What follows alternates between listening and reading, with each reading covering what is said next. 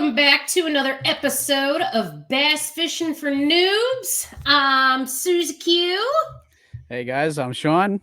Welcome back, and it's good to finally be back on the show this day today. So let's see here. I know the first time, I think that was when I was sick, or was that when I was doing my test? I can't even remember. It was one of the two. Yeah, one of the two. Yeah. So with my new job, I had to take what's called like property casualty licensing as part of my new job, which is in the insurance field. So I'm with a country company or Country Financial now. And so I passed all those tests. Woohoo! And then next week, I do the next part of all my tests. So I got to take life and health. It's 2 full days of classes, and then the week after I take the other tests. So hoping to finally get all that out of the way and get going. So yeah, it's been a little bit busy already this year, but I also got to say, I really love that new intro. Yes, Brian did an awesome job with that, man. Yes, he did. Talking about professional, man, we're moving up. Right? Kicking up a notch. Well, today we have a special guest who I know. His name is Tim Hamilton. He is out of Rockford. He is one of my sponsors. He makes some awesome baits. My favorite are the swim jigs, of course, which I've shown on my Facebook page and all that other stuff. But without further ado, we'll bring Tim on here. Tim, hello. Welcome to the show. Well, thank you. Thank you. I enjoy it. Both of you are nice to talk to. I'll be honest, I'm just a little poke. I'm not a big guy. I love creating. That is my whole key. I started making baits, oh my gosh, back in probably the early 70s. I was tying jigs with my grandfather. Got into obviously crappies and walleyes fishing Mississippi with him, and then I got the little boat from my grandfather. Unfortunately, he passed away, but I got the little boat and started fishing the Rock River, which everybody's like, "Oh my God, you're fishing the Rock River." It was full of crappies, northerns, and lo and behold, we found smallmouth bass. Started catching smallmouth bass and dotty-dotty-dot crappies, northerns. Started tying my own jigs for smallmouth. They're pretty unique. Unique tying them. I started the bucktail jig, and then I created a conehead jig, which most people have never seen in their life, and start fishing tournaments on the Rock River, and everybody was like going, "Where did this come from? Where do you get those? Where do you get those?" I said, "Well, you know what? You guys don't need to know."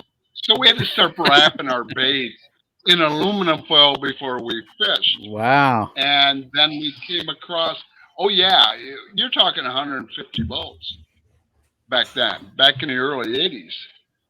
And then we found a guy, this is what intrigued me into pouring plastics. There was a gentleman that we met at the Chicago Sports Show. And he was a plastic pourer. And this was probably 84, 85. And he had a paddle tail. Believe that or not, he was the only person that had paddle tails. Wow. And they were 3.5 inches, 4 inches long. He sold them by the pound. Wow. So that's what 2-3 guys would do. We'd all get together. We'd grab everything, take them up to him. Yeah, here's a pound. You know, we were a pound and a half, pound and a quarter, and we'd go, "Yep, you're good." And then we got to know him, and that's what intrigued me into starting pouring plastic baits. started talking to the guy, and he started giving me a little bit more information on where he was getting stuff. And as I was showing the wonderful world of molds, silicone molds, that's what he started with, and he still uses them up till probably, I haven't seen him pouring baits for probably 7, 8 years now.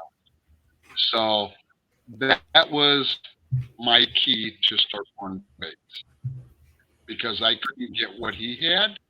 I couldn't get the ultimate mold, the Chuck's, the incredible free-hooked harness worm with curls. Become a living nightmare with that one. To be honest with you, it became a nightmare because everybody wanted them. It won thousands and thousands of, probably $10,000.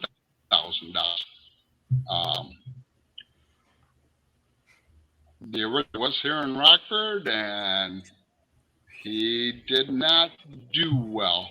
I can remember being at his house, and there were semis lined up waiting for those worms. Oh my gosh. Yeah. Wow. And guess who was right behind? The IRS. So it got ugly. But anyway, that's how I started. What made you start with silicone? The need for baits. I needed those paddle tails. I needed that. We call it the Chuck's worm up here. I needed those to fish tournaments.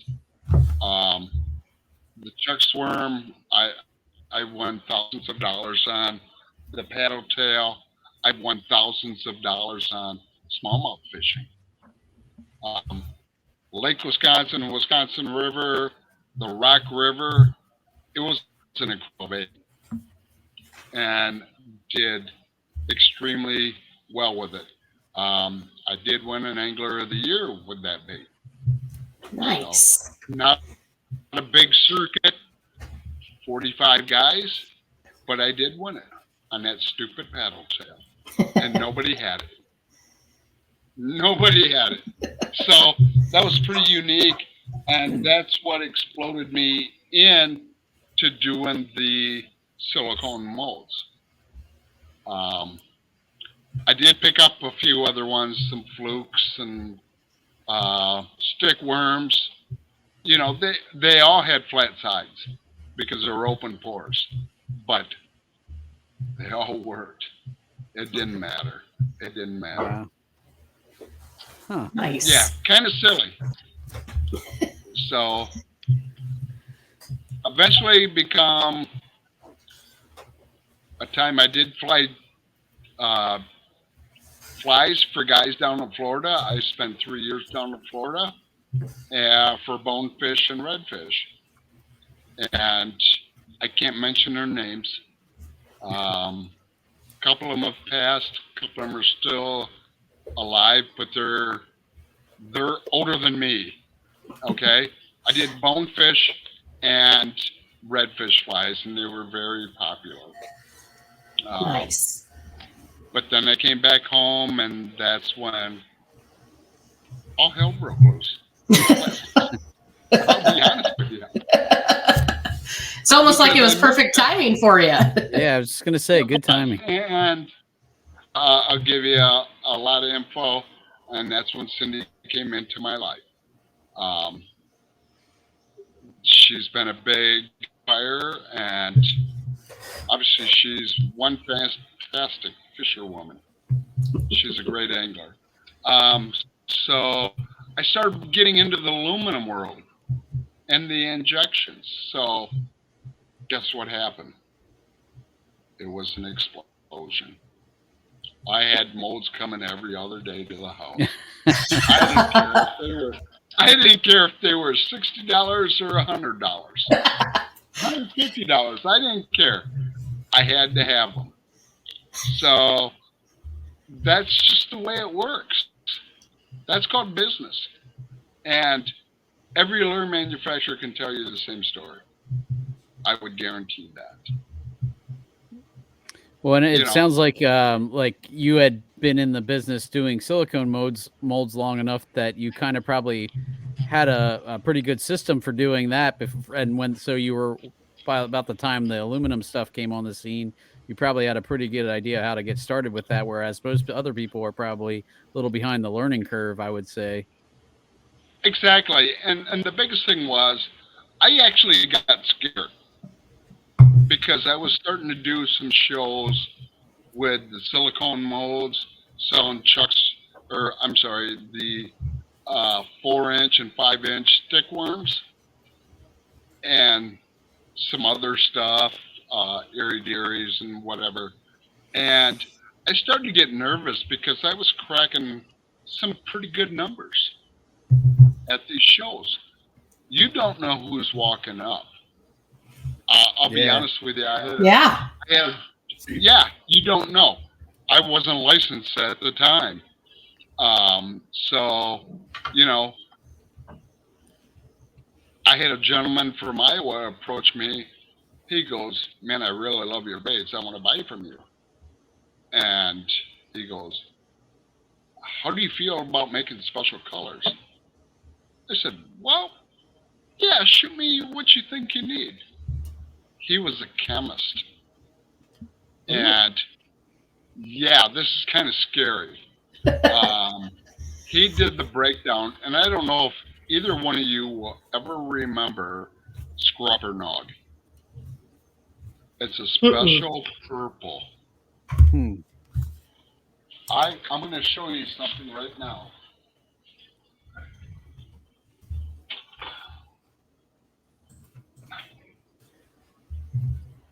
That's the recipe for Scrubber Nog. You're not going to see it. I was going to say, you better not show it. Yeah. Somebody's going to be like, in it and be like, all right, I can read 2 words out of it.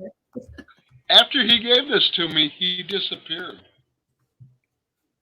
I don't know what happened. I don't know. But anyway, that's how you revolve around the world of fishing. What colors are out there?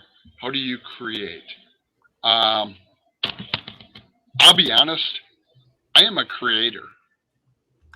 If you give me a color, I'll guarantee you I'll be so close to it, it's not even funny. It's insane.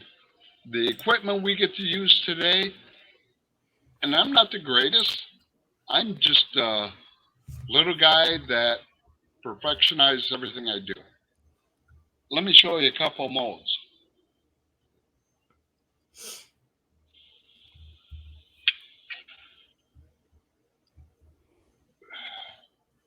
It's hard to see, but that's a drop shot mold. Yeah. Okay. And I'm a big drop shotter. I won't argue that with anybody in the world. I'll guarantee you I can out drop shot 98% of the people in the world. There's my finished project. Wow. Yeah. It's pretty unique. You know, how many people can say that? And that's a very unique color too. I was just going to say that. The gold flake, that's pretty cool. That's a Lake Geneva killer. Yeah. I was just going to say that's probably a Lake Geneva bait right there. It's in Lake Geneva. Unfortunately, it gets so crowded, but yeah, that's one of my favorite lakes. And I'll give you guys a tip. Even though it's July and August, everybody says you got to go deep. Them piers hold a lot of big fish. They'll hold 4 and 5 pounders. Wow. And I'm learning that the smallmouths are moving in up there on the piers because of the amount of food. Yeah. So, any questions? Oh boy. Yeah. Oh, I stumped you. Yeah, right. Well, for me, when you first got started, so there obviously probably wasn't like as many big box stores to just walk in and get some of these molds and stuff, was there? Or how would you Box go stores? about? Huh? It's all online. Online. You Okay. have to shop. Yeah. You have to learn. Yeah. It's probably went from 3 to 4 to probably 10 or 15 now. And you have to be careful with who you deal with. Sure. It's the name of the game. Mhm. I'm very fortunate. One of my major contributors is not far from you, Susie. Oh. Springfield. Okay. Lure Parts Online. Yeah. Yep. Yeah, they're very good. They're very good. They keep a lot. And now that they have combined with Lurecraft, or Lurecraft joined them, they've got a great selection of baits, molds, I should say. Mhm. Do it bought out one of my first places I was buying from, which was Caney Creek down in Texas on, oh my gosh, I think it's on Rayborn. Okay. Yeah. Yep. He actually had a backyard, and that's where he tested his frogs and everything. And I talked to him many a times. Great guy to talk to. Bear's Bait is no longer. He had passed away. They were in Louisiana. Mhm. Another company is out in Arizona. BTS, Bait Tackle Supplies. They do fabulous work on molds. Blah, blah, blah, blah, blah, blah. I think this is one of theirs. I think that's a fluke mold. Ooh, nice. Okay. 4-inch. I love the ribs. And I know this stuff is hard to see. No, we can see that. There's other companies. This is one of the ones that I was questioning. I didn't know if I'd ever get a mold from them, but they're from Ukraine. Ooh. And have become very large. Okay. Ah, yep. Surprise, huh? Uh-huh. AI, AI angling makes them. Fat Guys makes them. You never know who's going to fade out of the industry. You Right. just don't know. Yeah. And as I stated, these molds cost anywhere from $35 to $150. And I got 150 molds. Wow. Wow. Yeah, because you have to buy double of what you're pouring because it's a lot easier. Sure. Give you a little quickie. This is the injector that I use. Okay. It's a giant syringe. Mm-hmm. Pull in the plastic and you inject it into the mold. Now, the plastic, everybody's going, well, what's the plastic? Well, it's roughly about 400 degrees. Okay. Most people don't realize that. Yes, I've burnt myself many a times. I recommend anybody wanting to start it, please give me a holler, email, whatever. But I've done it long enough. I'm down to burning myself maybe once a year. I feel pretty good about that. You know, that's pretty good. That's pretty good. And I'll give you a little bit of insight. It's a 3rd degree burn. Oof. You're right down to the meat. Ooh. Yeah, Wow. it doesn't feel good. Yeah, so gloves are recommended. Mm-hmm. So, yeah, and I love building baits. I love building spinner baits, chatter baits. Jigs are one of my fortes.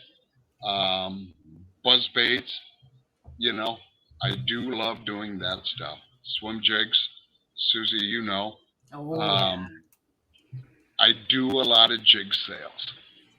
And I'm just not talking here in the Midwest. I have 3 gentlemen out in New York that are fishing Cuyahoga, the St. Lawrence, uh, Champlain. Um, damn, I can barely keep up with their demands, you know. And it's really nice because it's only a couple colors. So, and it's green pumpkin, and green pumpkin. So that's very nice. And what's really weird is how would you guys like to go out and fish?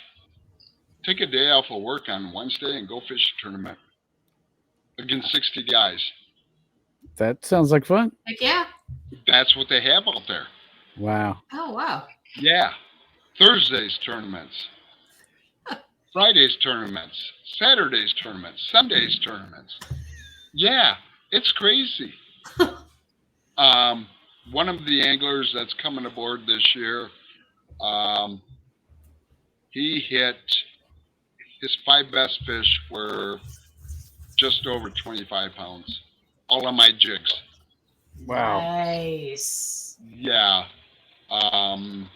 His biggest bass on my jig this year was 7.3. And that's all coming out of Cuyahoga. Oh, nice. So, yeah, there's a lot that I'm doing and a lot of people I'm helping. So, got any crazy questions? Well, I'm just like, so I'm completely new to the whole realm of even pouring plastics, or like you said jigs. Sure. So do you pour your own lead and stuff too?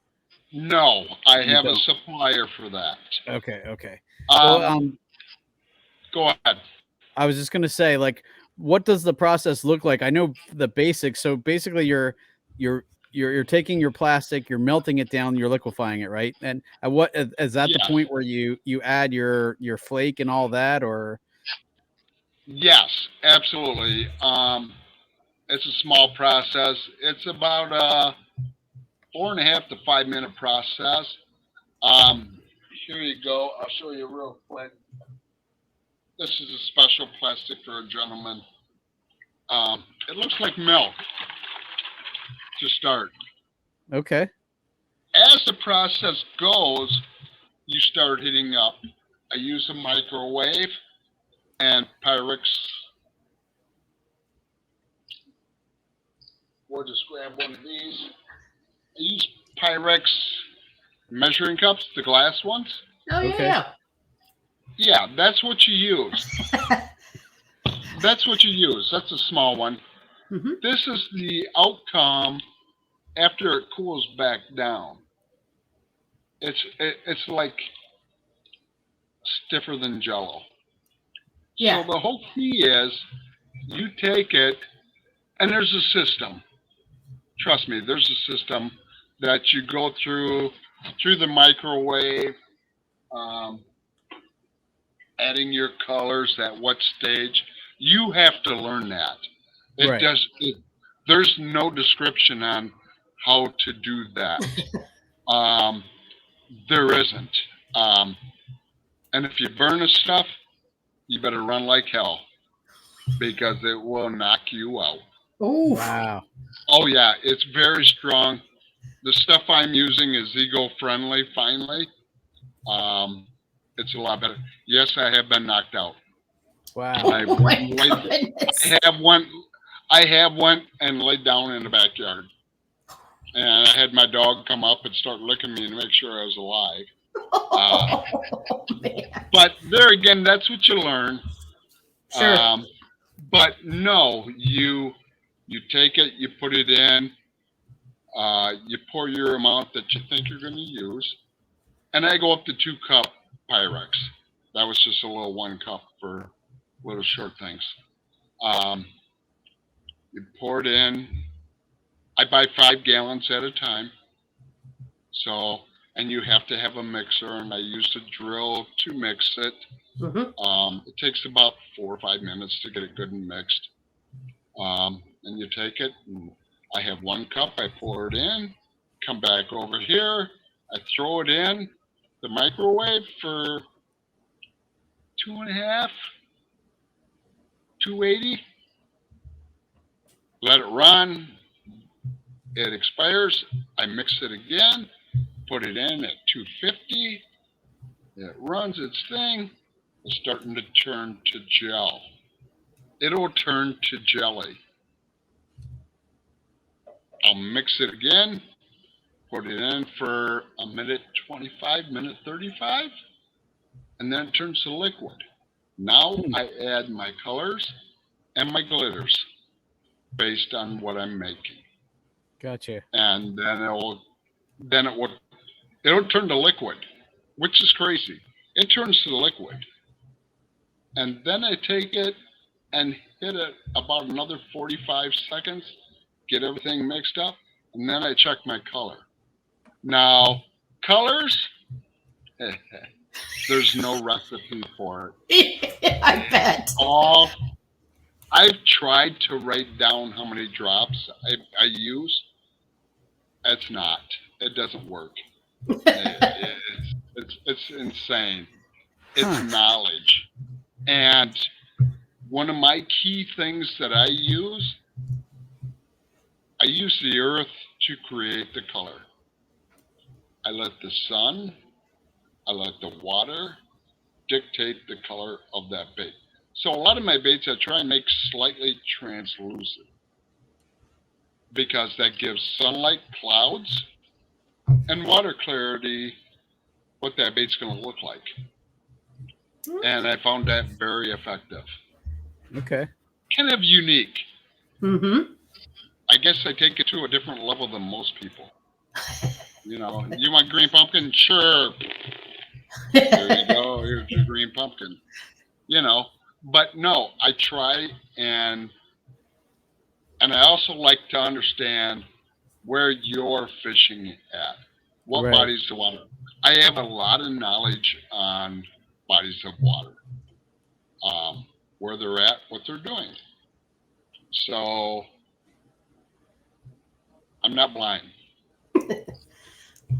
I'm not colorblind. So, you know, you tell me where you're fishing, what your water looks like, and I can create it. I can give you a small insight. This is kind of funny. It's kind of rude too, but men are basically about 20% colorblind to start with. So you run into that a lot. Trust me. Interesting. I didn't know that. Yes. I have one of my best anglers, and he's a great friend of mine. He's 100%. He only sees black and white. So I'll make baits for him, and I'll throw some oddball stuff in there just for fun. and he gets the stuff, and he has his son put it into boxes, and they're all labeled. It's a beautiful job they do. And he's like, Dad, did you order these? He goes, I don't know. What are they? He goes, I don't know. They're yellow and pink mixed. Like, no, he's getting me again. You know, but that's the fun of it. I can have fun doing it. Right? You know, so yeah, there's a lot to it. There's a lot to making baits. One of the biggest thing is I got tired of coming home from work, and then what do? Sure. You're tired. Yep. I was going to say, it's probably the last thing you want to do necessarily.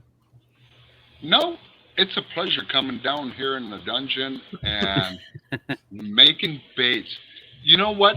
It relieves your mind. Oh, yeah. It takes everything because you have to focus on it.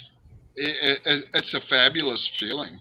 It's a good distraction, too, from everything else. Absolutely. It is. And, you know, another one of my little keys is I shut my phone off at 7 o'clock because become April, May, and June, she'll ring till midnight. Wow. Yep. Wow. No, sorry. Yeah. You got to have a life, too. Right. I got to have a life, too. And I like eating dinner about 7 o'clock because it gives me a belly full and it's time for night-night. Yeah.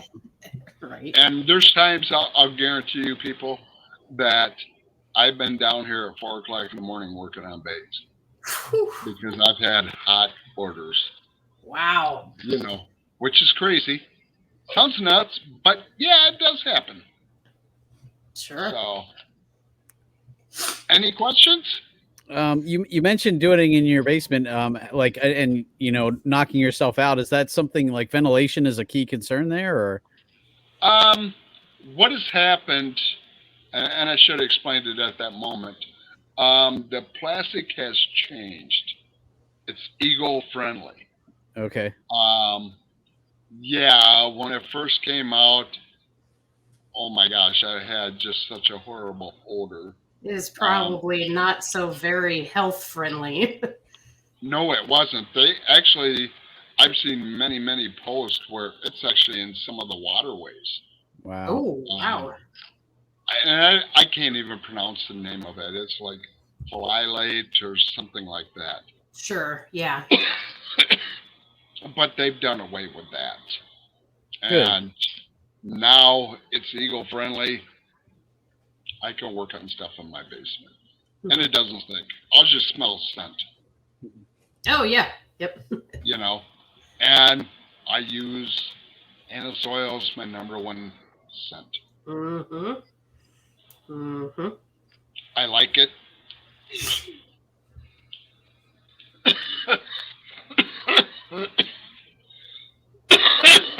Excuse me, but no, it's really friendly. I do a mixture for one angler, and you guys are gonna laugh. It's anise oil and coffee. Ooh. I've heard both of those are good scents. I don't know. I've never heard of them combined, but it makes sense. It's called anal balm.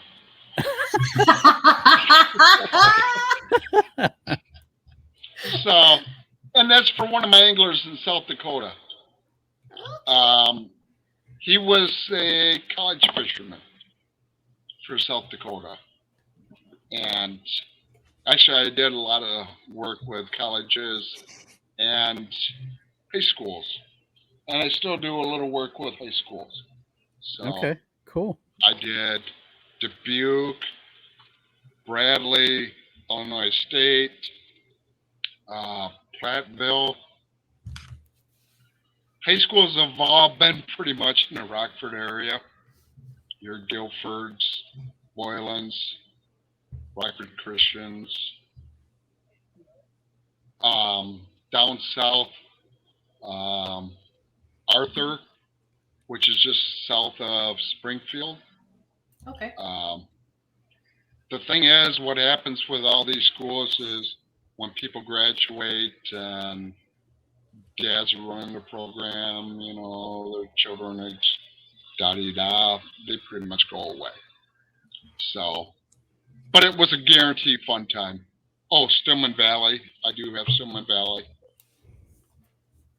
I kind of wish high school fishing was bigger here in my area, but it's kind of unheard of in Pennsylvania where I am. So. Oh, is that where you're at? I'm in Pennsylvania. Yep. Oh, wow. Totally different area. Yep. Totally different area.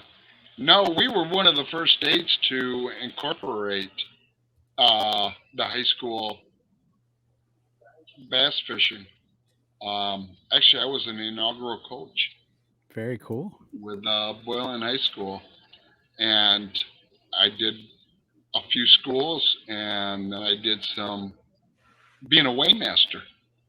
Nice. Which was fun. I did that for 2 years. So, yeah, it's all fun.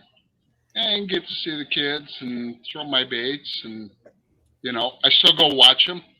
I still watch the weigh-ins and everything. So, that's all cool. Nice. Very cool. Very cool. Yeah, so I like giving to the communities the best I can. I give out baits wherever we go to the youth that are fishing on the piers. I'll give them something. I'll dig around. I've got something for them. If it's a 4-inch stick worm, 5-6 pack, 5-inch stick pack, wacky hooks, bluegill baits. I make bluegill baits. crappie baits. Yes, he You know, does. so it's a lot of fun. It's a lot of fun. Wherever I go, I'm handing out baits all the time. You know? So, got any other wonderful things you'd like to ask me? Oh yeah. So, how did you All come right. how did you come up with the name of Bass-Ett Baits? Okay. Have you looked at my front page on my website? Yes. I just pulled it up. Yep. That's my baby. That's Annie Mae. That's Annie Mae. She was a human to me. She was a basset hound, and we were in my grandmother's garage pouring baits, and she would always come out and lay next to me. I said, Bubba, what are we going to name this company? And she would just look at me like, what are you talking about? And I took Bass-Ett Baits and put the split between them. So I made it Bass-Ett Baits. Very cool. And it's Awesome. all dedicated to Annie Mae, Oh. the Bass-Ett Hound. Yeah. She was a fabulous dog. So couldn't ask for any more than that. Cool. Right? So now, in your method of making your plastic baits, so you would like mix maybe like a cup or so at a time. How many baits would that usually get you? I know it would kind of depend on the mold size that you're using, but like how many would you go through just with the one cup? One cup was limited to basically doing panfish baits or me creating two tones. Okay. Okay. I was curious how that worked Yeah. too. Yeah. Yeah. This is a two-tone Oh. injector. Very unique, right? But you have to have this. This is the blending block. And I'll show you what it does. It's very unique. These guys were extremely intelligent when they figured them out. How to get the flows. And I'm a hydraulic and pneumatic person. This is what they came up with. Two flows. Look at that. Okay. And they would go in. But the secret is knowing which way to put light color on the bottom, dark color on the top. Mm-hmm. So, no instructions. You had to learn on your own. Yeah, So yeah, I made my own sketch and learned how to do that. And that's where you actually get to create a bait like this. I was curious how that worked. Very nice. Yeah. Yeah, that's a little 4-inch fluke. That's beautiful. And it's open for open hook. It's got a nice hook slide in it. Mm-hmm. Yeah. So yeah, everything has an unusual place for it. The problem is they take a long time to pour. Because not that I just have to clean out 2 injectors, I have to clean out a blending block. Well, basically by the time I get that done, the mold's already set and the baits are done, so I can go back in. I'll put my plastic back in for 25, 30 seconds, back at it again. And when you say clean out, so when you pull the bait out of the mold, there's leftover, or what do you when you say clean out? Is that what you're referring to, or? The clean out is basically your injectors, your dividing block, and you get a little bit. Let's see if I can show you here. You will get.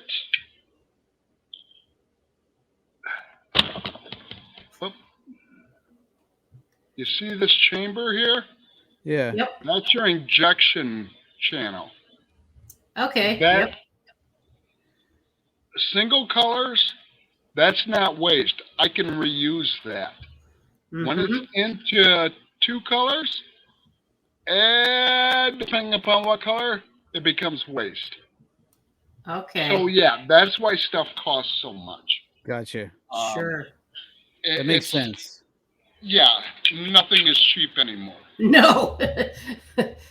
Nothing is cheap anymore. So yeah, there's ups and downs. If I'm pouring green pumpkin with blue fleck, I'm going through them. I can go real fast. If I'm doing 2 colors, well, you know, it might be 15 minutes. 1 color, 5 minutes.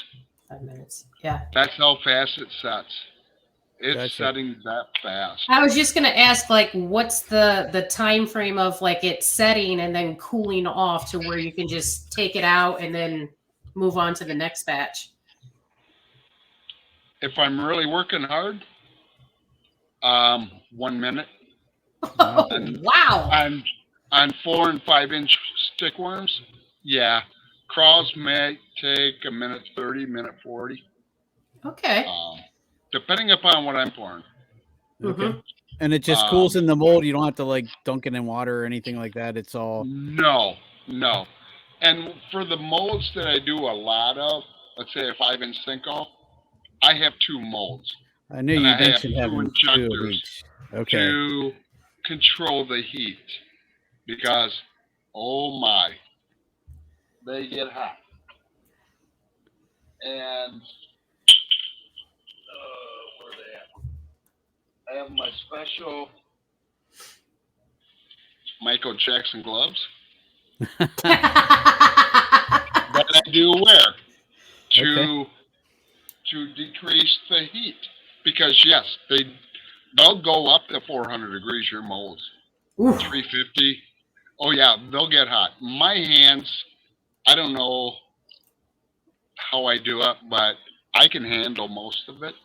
But when they get to that point, you have to put the gloves on. Yeah. I mean, obviously I was playing today. If you look at my thumb, see the blue dye? Yeah, I was playing today.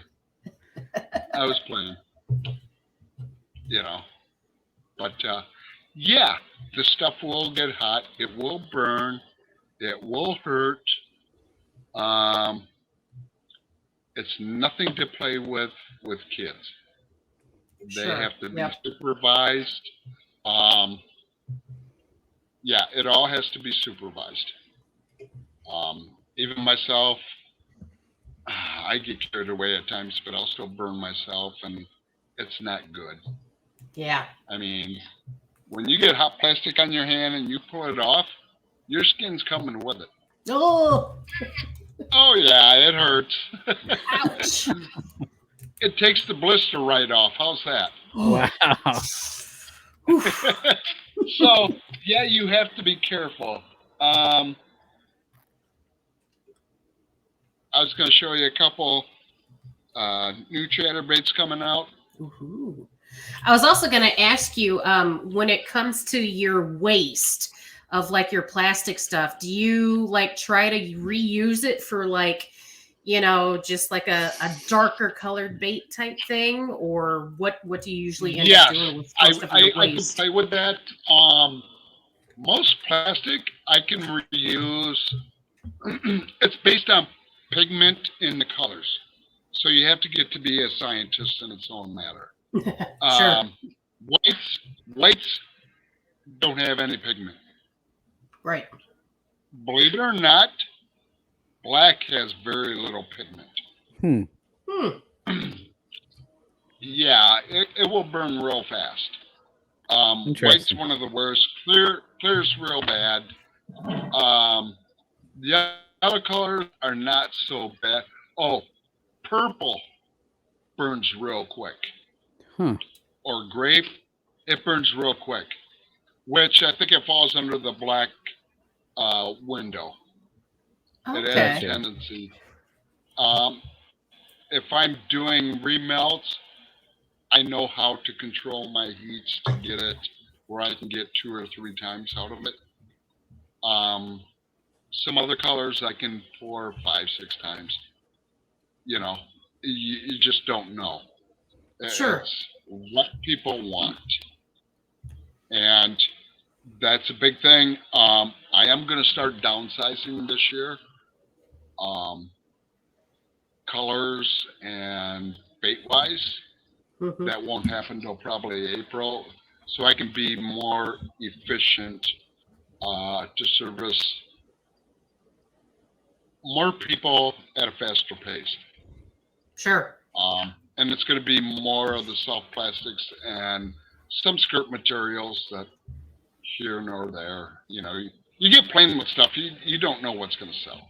Right. You have no Yeah. clue. You have no clue what's going to. I mean, Susie, you've thrown me a few curveballs. Your pastel colors, come on. Hey man, like you told me you like to get creative. I was like, Exactly. all right, let's see what this looks like. Because sometimes I deal with really dirty water. Oh, I know, exactly, and that's part of the game. Yep. That's part of the game. So we live and learn by it. So, That's right. Yeah. But so you were overall, showing that chatterbait. What all is involved in creating the chatterbait? You're tying the skirts and I'm assembling it. okay. Basically, I'm just assembling it. I've got a head maker. I've got my split rings, the blades, and the snaps. I buy them in quantity, obviously. Mm-hmm. 5 minutes. Wow. Yeah. Nice. Depending upon how I feel, I can do 3. Mhm. Buzz baits I love building. Cool. Here's one with gold blades that Ooh. don't really see. Now, I have not touched this bait since I built it. Huh. That's pretty good. Yeah. Nice. That's pretty good blade movement. Spinner baits I take a little pride in.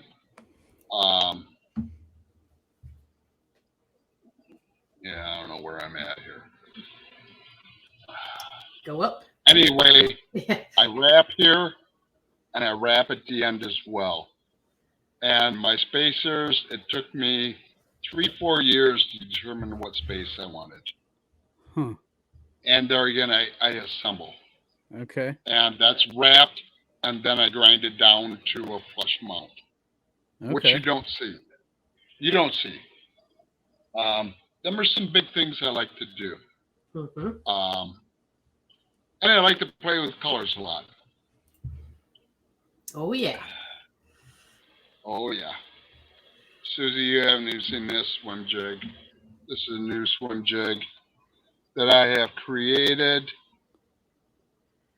Well, That Go up. There you go. Ooh. it's got 4 different skirt pieces in it. wow. And the top one is blue reflective. So as the light hit it, it changes. The light color you see is a blue, but it has a tendency to turn purple. Ooh. Very cool. Yeah. So I do love playing. Mm-hmm. And they do get used quite a bit. I'll be honest, most of my baits take darn near a year before I release them to the public. I was just curious. I was Because going to ask about that. How much do you get to actually fish with them? Yeah. It's not me. Oh, okay. It's some of my anglers get to fish with them. Very cool. And that's the key. That's the whole key. I have anglers in New York. I have South Dakota. I have Iowa. I have Wisconsin, Illinois, Missouri that are my big testers. So they're throwing them. Okay. And then I get the feedback to find out, okay, are they working or not?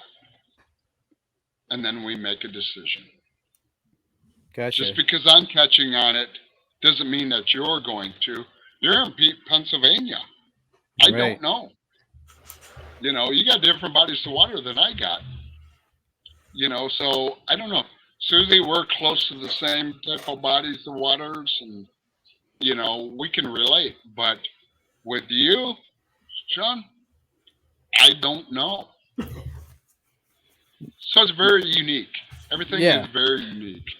No, and that's one of the things that took me the longest to learn was that, you know, you watch YouTubers and stuff and they swear by a color, but just because it works where they are doesn't mean it's going to be work for you. So that's a lot of Right. trial and error too. Well, and word of mouth and that kind of thing. But Well, a word of many years of wisdom: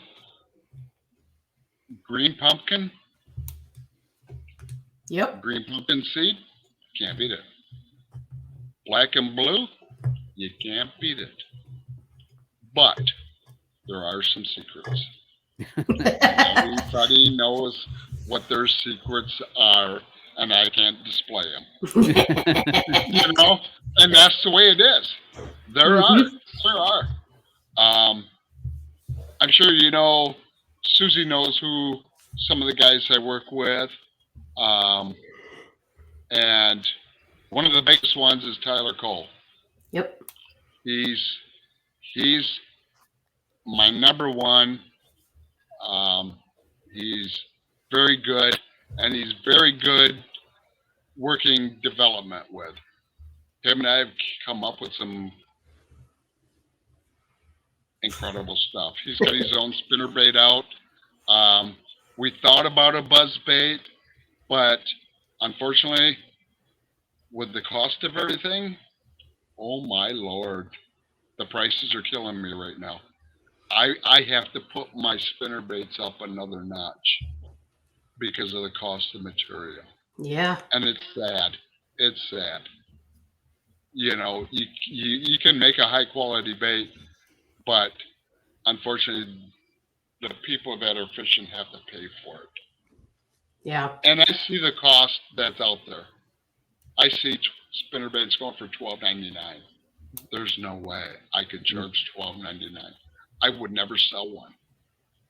Right. You know, chatterbaits, no way. I'm not going to charge somebody $7.99 for a jig just because it's tied. You're not going to have it that long. You're going to break it off. Right. You know, that's the way it works. And it's very difficult. And it's hard enough with the plastic. I've got hit with some price increases this year, and I'm just like going, oh, Lord, what am I going to do? yeah, exactly. You know, that's the hardest part. Is Yeah. component pricing is definitely a kick in the butt. Definitely. One thing I forgot to ask earlier, though, is so I don't know if there is a like a patent on plastic molds, but like when you make chatterbaits and spinnerbaits, you have to make them so that they're certain percentage different than like, you know, say like the name brand chatterbait type thing, so that you don't get in trouble. Right. The only one that came into the biggest play, and I actually got a letter, Oh, was the Z-Man chatterbait okay. because it's a direct connection, Right. no split ring. So Oh. yeah. The other one was with stickworms, the Yamamoto. Yamamoto, yeah. Yeah. Well, this is where it got crazy. Is he actually sold the design to do up molds because he's getting out of it. And this was, oh my gosh, 5, 6, 7 years ago. But everybody was making that mold. They didn't care. Right. The whole thing behind his bait was, and I'll be rude about this, was his salt content. he had so much salt in it that it would sink, and it was a one bite and done bait. Right. That's Yep. all there was. That's Yep. all Right. there was. I think everybody can attest to that. Like, I mean, Oh, yeah. absolutely. And I'm not a salt guy. I don't believe in it. I believe in presentation. Mhm. My plastic all floats, to give you a tip. There is flotation in it. Mhm. I don't use salt. Number one, it's going to kill my molds. And I don't want to buy molds every year. Getting too old for that to start with. But it adds cost. And I think scent is more important than salt. Hmm. And I have learned that anisole is a great carrier in the water system. It's crazy. One thing that my grandfather showed me back in the 70s was you take anisole and you heat up some Vaseline and mix it together and get some sponges, cut them up in little chunks, put those in there, mix them around, pull them out before it settles, go trout fishing. And that's been a motto of mine since then. Huh. And yes, it does work. And yes, it does work. I mean, Interesting. yes, it is. It's very interesting. So I've played enough around here. I've got some. I give some little samples to guys and give them some anal bomb and let them play with it. And they're like, this stuff is phenomenal on a tube in the spring. This stuff is phenomenal because it doesn't evaporate. It's still hard because temperature dictates the breakdown of it. Mm-hmm. So yeah, it's crazy stuff. That's the stuff you can play with. And now that I'm retired, I get the time to play with it. Even more. Very Right? cool. Yeah, so that's where I'm at, and that's what I do, and I have fun doing it. And It sounds like a allow lot the of fun. pleasure of every age group. That's what's That's fun. right. That's awesome. Very cool. Very cool. Yeah. So, you got any more questions? I was just going to ask if somebody wanted to get into just making their own baits, what's the bare minimum you would start with? Like one mold, one injector, one Pyrex, and start from there, or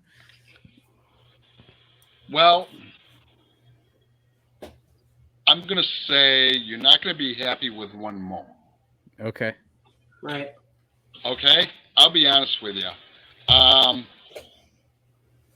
Because you're just not going to, because you're going to yourself, okay, I'm only creating 4 worms or 5 worms, whatever mold he's got. Stickworms, for example. mm-hmm. Well, I got a 5-inch. Maybe I need a 4-inch. You know what I'm saying? Because No, that makes sense. I'm a finesse guy. I love throwing 4-inch. Cindy loves throwing 5-inch. Mm-hmm. My biggest bass in Illinois is come on 4-inch. I got a 6'3" that I caught on a 4-inch. And that's here on Rockford. I caught it out of Rockford State Park, of all places. Oh, nice. Yeah, there's big fish out there.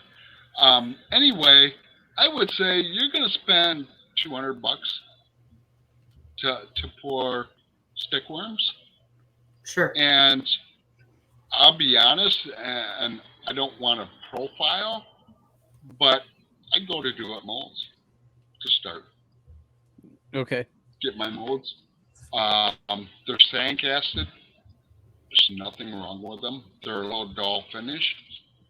Hey, fish don't care. It's still the profile coming down. Right. It's got a little odor to it, and I'm going to eat it. For $200. Yeah, get 2 molds, get an injector, a gallon of plastic, some green pumpkin, black fleck, get a little couple ounces of scent, and go have at it. Be Very careful. cool. Go Yeah. have fun and go create and be creative. Go creative. Yeah, I trust me. I've been there 100 times. I mean, yeah, I've made jigs just for people that were playing games and I didn't know it. And I had a gentleman go, "Hey, can you make coleslaw?" I'm like, "Really?"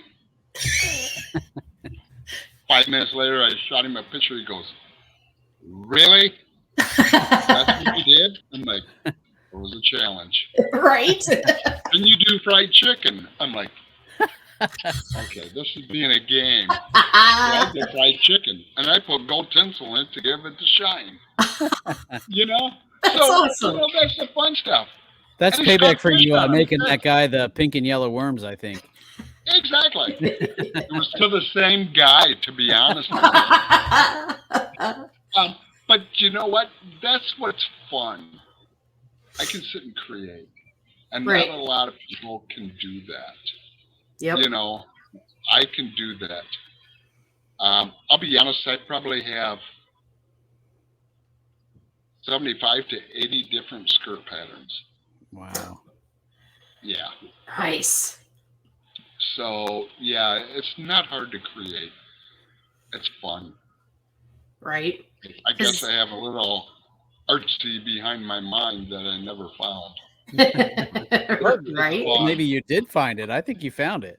Yeah. Well, I think I probably did later in life, you know. But, yeah, maybe it was my 70 life that finally brought it out. I don't know. Not But, all artists' canvas is you know, oil and paint, you know. Yep. Exactly. You're very true with that. So, yeah, very happy with what I do. Especially now that I'm retired, I can focus a little more on it. Guys, you don't understand. When you're working 9 hours a day, you come home, you're doing 3-4 hours into the basement right after, and then 10 to 12 on Saturdays and Sundays for weeks on end. That's work. Yeah. That's a lot work. of time and work. Yeah, it took away from my fishing a little bit, but I was at a major growth at that time. Mhm. Right. It slowed down a little bit, but now I feel like I can take them growth back again and expand it even faster. Very So, cool. Awesome. we'll see if it happens. Yeah. We'll see. It's all fun. I get frustrated, sure, just like you guys do every day. If you can't get frustrated, why live? Amen. True that. Because you're always going to have something else to look at that's going to make you happy. So, Right? that's how I look at things. That is a good perspective, I think. Yeah. Yeah, Awesome. yeah. So, Awesome, Tim. Well, Any thanks other- again for coming on, man, absolutely.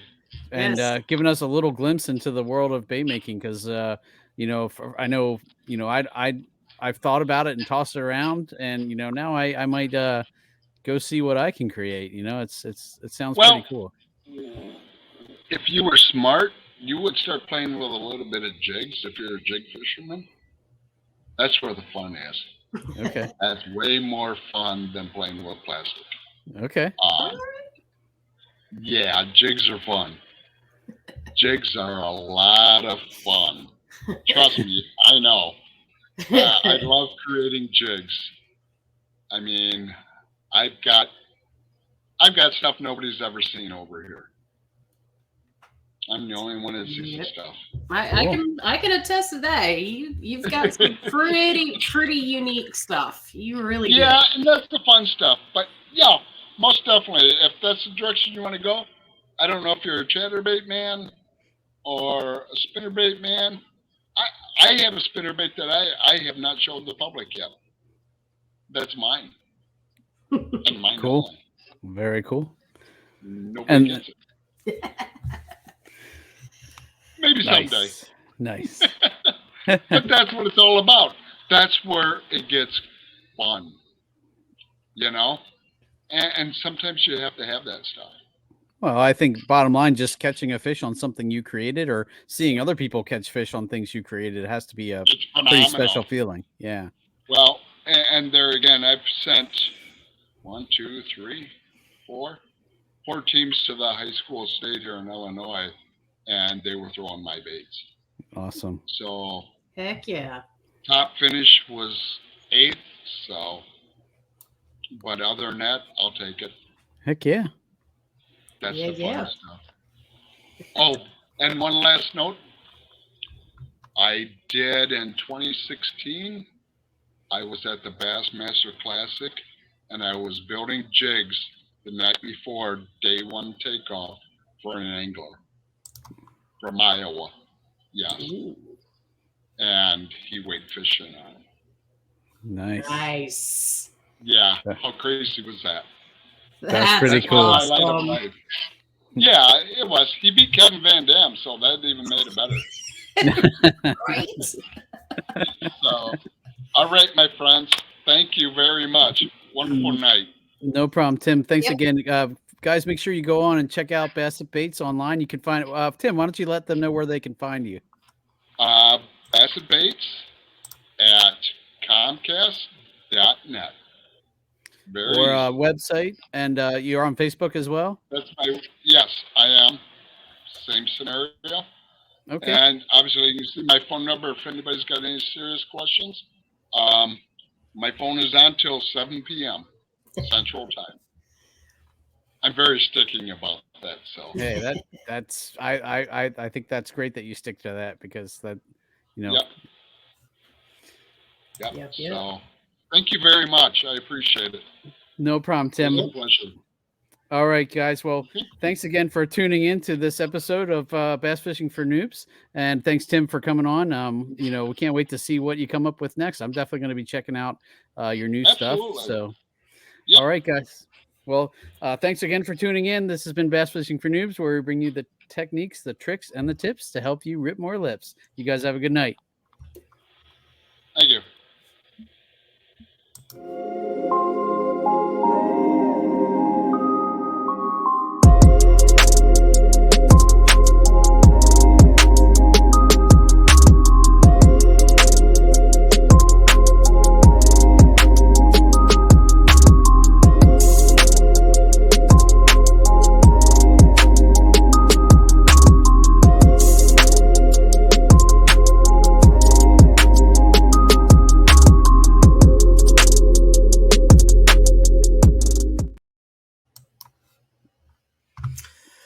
Woo-wee.